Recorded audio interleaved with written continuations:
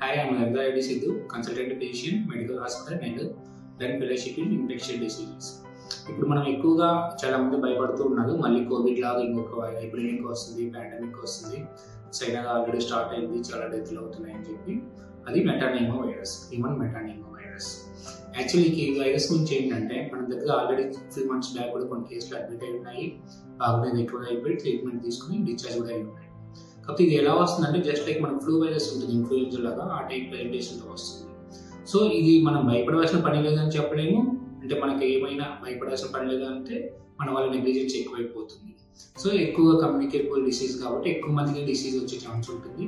So వాళ్ళ immunity ఎలా ఉంటుందో మనకు తెలియదు. కాబట్టి మన కోవిడ్లో అయితే ఏ జాగ్రత్తలు తీసుకున్నాము అంటే మాస్క్ పెట్టుకోవడం కానివ్వండి, హ్యాండ్ వాష్ చేసుకోవడం కానివ్వండి, సోషల్ డిస్టెన్స్ మెయింటైన్ చేయడం కానివ్వండి, అంటే మనకు తెలిసిన వాళ్ళు కానీ మన బంధువులు కానీ ఫ్రెండ్స్ కానీ ఎవరైనా కానీ ఒక కాఫ్ ఫీవర్తో ఉన్నప్పుడు కొంచెం డిస్టెన్స్ మెయింటైన్ చేయడం, వాళ్ళు తీసుకునే ఫుడ్ మనం తీసుకోకపోవడం, అంటే వాళ్ళు వాడే వాటర్ కానీ ఫుడ్ కానీ మనం అవాయిడ్ చేయడం, ఎందుకంటే మనకి డాక్టర్స్ వాళ్ళు కూడా స్ప్రెడ్ అయ్యే ఛాన్స్ ఉంటుంది.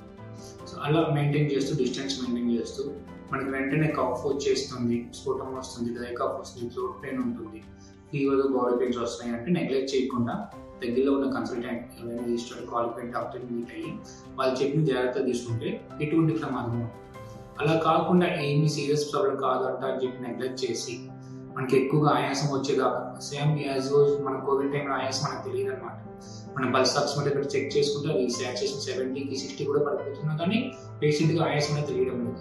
సో ఆ టైప్ ఆఫ్ ప్రెజెంటేషన్ కూడా ఉంటుంది మనకి మెటానిమో వైరస్.